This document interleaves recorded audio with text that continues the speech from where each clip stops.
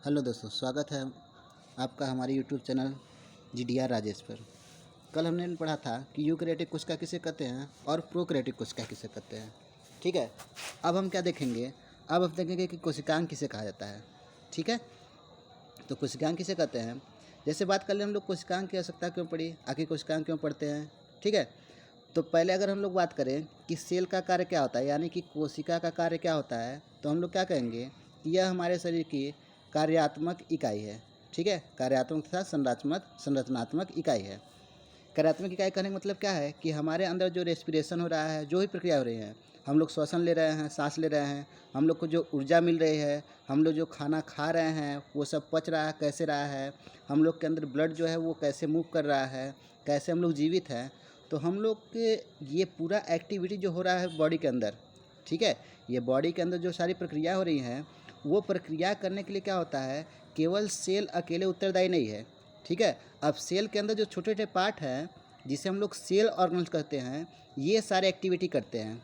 ठीक है, अब क्या देखना है हम लोग को कि इसके अंदर जो हम लोग के सेल ऑर्गनल्स है, सेल ऑर्गन्स मतलब एग्जाम्पल देखना चाहें हम लोग तो क्या होता है हम लोग का, जैसे endoplasmic reticulum, lysosome, ribosome, nucleus हो गया। ठीक है, और क्या होते हैं, ढेर सारे हम लोग के कोशिकांग होते हैं। ठीक है, तो कोशिकांग का काम क्या होता है, इनका काम होता है कि हम लोग के बॉडी के अंदर जो ढेर सारी प्रक्रियाएं होती हैं, जैसे एटीपी का निर्माण करना, कार्बन डाइऑक्साइड और ऑक्सीजन का एक्सचेंज करना, तो ये सब क्या करती हैं, ये सेल ऑर्गन्स करती हैं। ठीक है, तो सेल ऑर्गन्स को अगर हम देखें तो सेल ऑर्गन्स आपका दो प्रकार का होता है। ठीक है, दो प्रकार से कैसे हम लोग डिवाइड करते हैं, इसको हम लोग मेम्ब्रेन के अनुसार डिवाइड करते हैं, यानी कि जो हम लोग का झिल्ली होता है, झिल्ली के अनुसार हम लोग उसको दो पार्ट में डिवाइड कर सकते हैं। अब झिल्ली के अनुसार कैसे दो पार्ट में डिवाइड करेंगे, क्योंकि जो हम लोग के कोशिकांग होते हैं, कुछ कोशिकांग ऐसे होते हैं जिनमें क्या होती हैं, डबल मेम्ब्रेन होते हैं। ठीक है, जिनमें डबल मेम्ब्रेन यानी कि दोहरी झिल्ली होती है, और कुछ कोशिकांग ऐसे होते हैं जिनमें केवल एक झिल्ली यानी कि एक लेयर केवल पाया जाता है। ठीक है, अब ये देखें हम लोग कि एक लेयर वाला कौन सा कोशिकांग है और दो लेयर वाला कौन सा कोशिकांग है। तो देखें, एकल कला के कोशिकांग के एग्जाम्पल क्या क्या हैं, अंतःप्रद्रव्य जालिका, ठीक है, जिसे इंग्लिश में कहते हैं एंडोप्लाज्मिक रेटिकुलम, और क्या हो गया, रिक्तिका, जिसको इंग्लिश में क्या कहते हैं, वैक्यूल्स कहते हैं, तारक का, जिसे इंग्लिश में क्या कहते हैं, राइबोसोम कहते हैं, लयन का क्या होता है, लाइसोसोम। तो ये सारे क्या हैं, ये सब सिंगल मेम्ब्रेन ऑर्गेनल्स है। ठीक है, यानी कि इसमें केवल एक लेयर पाया जाता है। समझ में आ गया। अब देखिए, यही हम बात कर लेते हैं कि द्विकली कोशिकांग, यानी कि ऐसी कोशिकांग जिसके ऊपर क्या होते हैं, डबल लेयर पाए जाते हैं। तो डबल लेयर के एग्जाम्पल क्या है, जैसे माइटोकॉन्ड्रिया, क्लोरोप्लास्ट, केंद्रक, इन सब में क्या होते हैं, डबल मेम्ब्रेन होते हैं। ठीक है, तो और भी एग्जाम्पल हम लोग के हैं, लेकिन जो मेजर एग्जाम्पल था हम लोग का, जो मेजर उदाहरण था, ये यही है। ठीक है, आगे हम लोग बात करते हैं कि अब कोशिकांग में हम लोग क्या क्या पढ़ना है। तो कोशिकांग में क्या करेंगे, हम लोग एक एक टॉपिक लेते हैं उसको। ठीक है, जैसे हम लोग बात कर ले कि सेल का सबसे बाहरी आवरण क्या होता है, आवरण क्या होता है, कोशिका झिल्ली होता है। ठीक है, सेल का बाहरी आवरण क्या होता है, कोशिका झिल्ली होता है। तो कोशिका झिल्ली को अगर हम लोग देखें तो वैसे तो हम लोग को लगता है कोशिका झिल्ली एकदम सिंपल सा फिगर हम लोग का दिखाई देता है। ठीक है, लेकिन नहीं, वो बहुत लेंदी होता है। तो इतना लेंदी होता है कि उसको हम लोग देखते हैं थोड़ा सा। तो ये क्या हम लोग का, ये हम लोग ले लिए एक सेल। ठीक है, अब क्या किए हम लोग, ये जो आपको दिख रहा है ये लेयर, ये सेल का क्या है, बाहरी हिस्सा है, यानी कि ये सेल मेम्ब्रेन है। ये पूरा दिख रहा है आपको, ये आपका सेल मेम्ब्रेन है।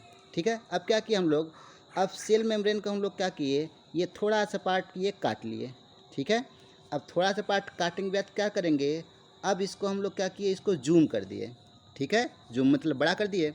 अब बड़ा करके तब जब हम लोग देखते हैं तो इसका फिगर हमको कुछ इस टाइप का मिलता है, कुछ इस टाइप का मिलता है। ठीक है, तो इस टाइप का फिगर मिलता है, यानी कि देख रहे हैं हम लोग का इसका जो बनावट है वो काफ़ी लेंदी, काफ़ी लचीला, बहुत जटिल दिखाई दे रहा है। ठीक है ना, तो होता क्या है कि इसमें हम लोग को दिख रहा है कि ये एक लेयर तो पूरा ऊपर इस तरह से दिख रहा है, और ये ऐसा ही सेम लेयर एक नीचे दिखाई दे रहा है।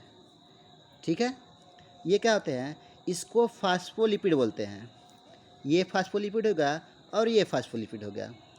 ये दोनों को मिला के आपस में क्या कहते हैं, इसको कहते हैं बाईफास्फोलिपिड।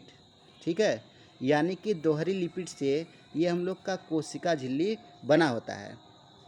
और क्या होते हैं, और इसके अंदर कुछ प्रोटीन्स पाए जाते हैं।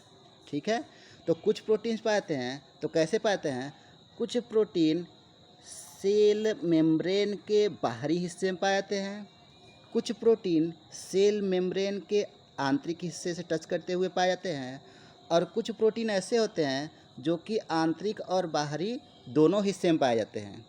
ठीक है, तो हमने क्या देखा कि जो हम लोग का ये सेल मेम्ब्रेन है यानी कि कोशिका झिल्ली है, वो मेजर दो पार्ट से मिलकर बना होता है।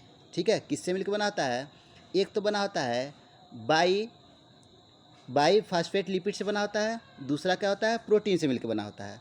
और भी इसमें कुछ पार्ट मिले होते हैं, जैसे आपका कार्बन साइकिल। ठीक है ना, एक होता है कैलिक्स कार्बन, ये कार्बन के चेन होते हैं, वो वाला पार्ट भी इसी में इंक्लूड होता है।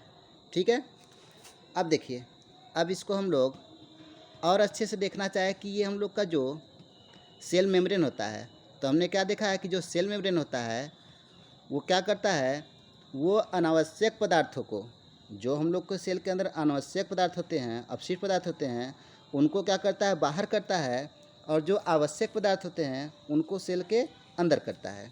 ठीक है, अब ये एक्टिविटी जब होती है तो होता क्या है कि जो हम लोग को ये दिख रहा है, ये आपका जो दिख रहा है लेयर, इसी लेयर से क्या होता है, बाहर वाली चीज़ें अंदर आती हैं, जो भी आवश्यकता चीज़ें होंगी। जैसे हम लोग को ऑक्सीजन की आवश्यकता है सेल के अंदर, तो क्या होगा, इसकी सहायता से अंदर जाएगा।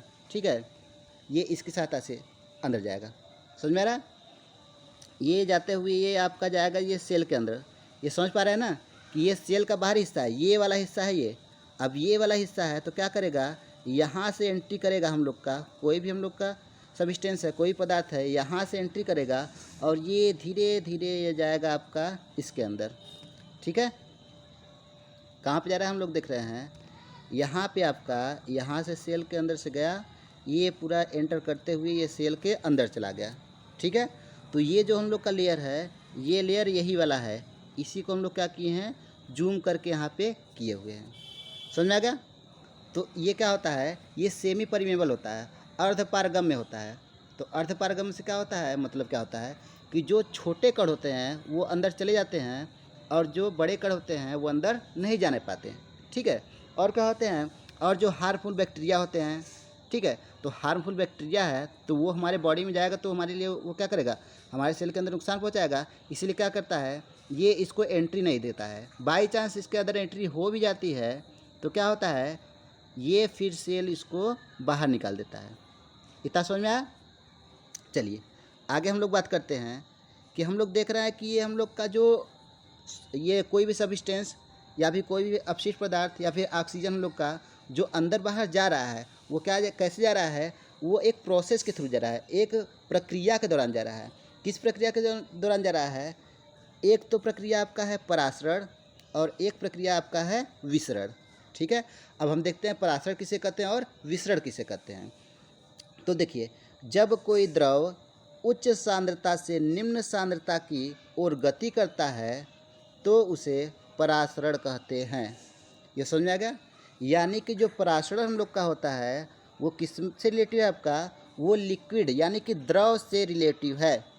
ठीक है ना, द्रव से रिलेटिव। इसका एग्जाम्पल अगर हम देखना जाए कि परासरण का एग्जाम्पल क्या होता है, उदाहरण क्या होता है, ठीक है ना, तो क्या देखते हैं हम लोग कि जब हम लोग क्या करते हैं, एक किशमिश लेते हैं, ठीक है, किशमिश हम लोग लिए, अब इस किशमिश क्या करते हैं हम लोग लिक्विड में यानी कि पानी के अंदर क्या करते हैं, इस किशमिश को डाल देते हैं। समझ में आया, जब इस किशमिश को हम लोग डाल देते हैं तो क्या देखते हैं, अब कुछ देर बाद या फिर सुबह हम लोग शाम को डालें उसको पानी के अंदर, अब सुबह क्या देखते हैं कि जो हम लोग का ये किशमिश था वो फूल के क्या हो गया, अंगूर की तरह हो गया। ठीक है ना, तो ये प्रक्रिया जो हो रही है वो किसके थ्रू हो रही है, ये परासरण के थ्रू हो रही हैं। ठीक है, अब इसको हम लोग और अच्छे से समझना चाहें कि परासरण किसे कहते हैं, आइए आपको दिखाते हैं और अच्छे से परासरण किसे कहते हैं। ठीक है, जैसे हम लोग का ये मान लेते हैं हम लोग का एक लिक्विड हो गया, और ये एक लिक्विड हो गया। ठीक है, यहाँ पे हम क्या किए, अब ये पानी हम भर दिए हैं, यहाँ भी पानी भर दिए हैं। तो कोई चीज़ जब भी गति करता है, जब भी फ्लो होता है, वो क्या होता है, उच्च से निम्न की तरफ ही जाता है, उच्च से निम्न की ओर ही जाएगा। ठीक है, यानी कि अगर हम लोग क्या करें, ये पानी इतना भरा हुआ है, ये पानी इतना भरा हुआ है, अगर हम इसको किसी पाइप से कनेक्ट कर दें, ठीक है ना, किसी पाइप से कनेक्ट कर देंगे तो क्या होगा, जो हाई वाला हम लोग का पानी है, ये हाई वाला किधर जाएगा, लो की तरफ जाएगा। समझ में आ रहा है? यानी कि कोई भी एक्टिविटी होता है तो वो क्या होता है, हायर टू लोअर होता है। ठीक है, कोई भी गति करता है तो उसी प्रकार से हम लोग देखना चाहें कि ये हम लोग का सांद्रता के अनुसार कैसे हम लोग का पराशर हो रहा है, तो ये हम लोग देखते हैं। ठीक है, तो देखिए अब क्या करते हैं हम लोग, ये आपका हो गया पानी हो गया। ठीक है, अब यहाँ पे हम लोग क्या किए, किशमिश ले लिए, ये पानी भर दिए हैं किशमिश के अंदर, ये पूरा, और ये हम लोग का है।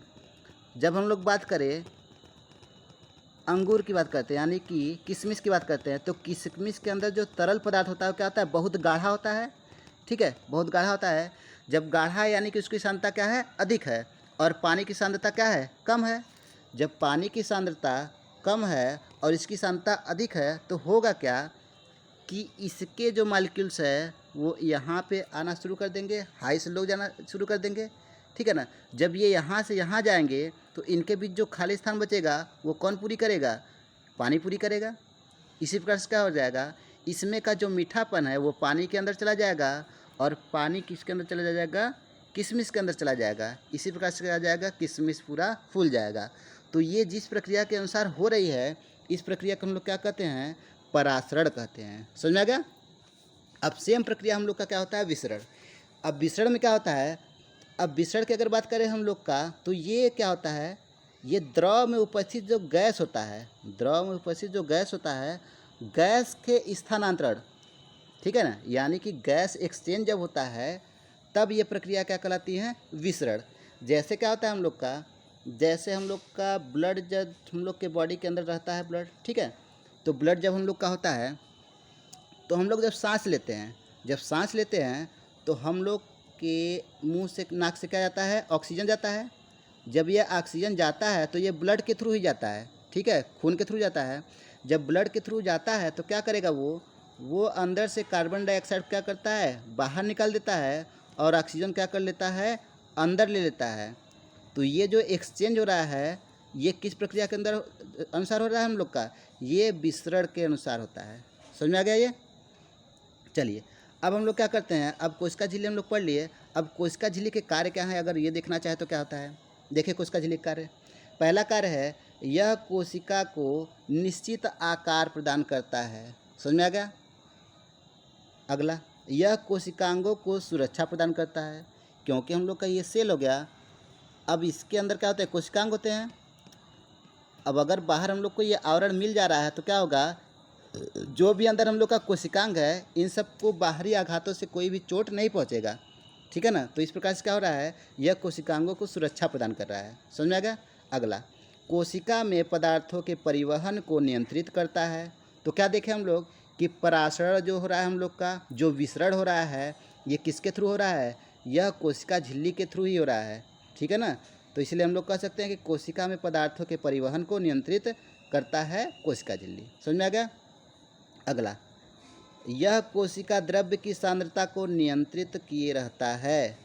ठीक है ना, जब ये हम लोग का क्या दिख रहा है हम लोग को, अगर सेमी परमेबल यानी कि अर्धपारगम झिल्ली हम लोग का है तो इसकी सहायता से क्या होगा, जो भी हम लोग का यहाँ पे लिक्विड अगर कम है, ठीक है ना, अगर इसकी सांद्रता कम है तो क्या करेगा, बाहर से यहाँ पे लाके इसकी सांद्रता बढ़ा देगा, और इसकी सांद्रता अगर यहाँ पे कम है तो क्या करेगा, इसको ज़्यादा कर देगा। समझ में आ रहा है ना, तो सांद्रता क्या करता है, ये नियंत्रित किए रहता है सेल मेम्ब्रेन। समझ में आ गया? चलिए अब क्या करते हैं, अब हम लोग कुछ इंपॉर्टेंट इसमें देख लेते हैं फैक्ट क्या है। जो कोशिका झिल्ली है वो अर्धपारगम्य होती हैं। समझ में आ गया? अभी हम लोग पीछे पढ़े हैं, यह डबल फास्फोलिपिड लेयर से बने होते हैं, अभी आपको बताया ये। ठीक है ना, ये जो लिखा हुआ तीसरा पॉइंट आपका, यह सेल्यूलोज, हेमीसेल्यूलोज, पेक्टिन तथा लिग्निन आदि से मिलकर बना होता है, ये इसका पार्ट नहीं है ये, ठीक है ना।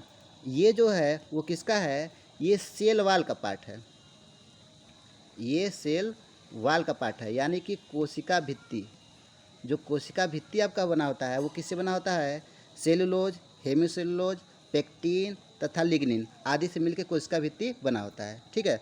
और कोशिका भित्ति किस में पाया जाता है आपका, कोशिका भित्ति पाया जाता है आपका प्लांट में पाया जाता है, जो प्लांट सेल होते हैं, ठीक है ना, पादप सेल होते हैं, पादप कुत्ते होते हैं, उसमें पाया जाता है, ठीक है। अगर ये वीडियो आपको पसंद आया हो तो लाइक, शेयर एंड सब्सक्राइब करें। और भी अगर इसमें कोई क्वेश्चन रह गया है आपको तो आप कमेंट में क्वेश्चन पूछ सकते हैं, ठीक है। अगले वीडियो के लिए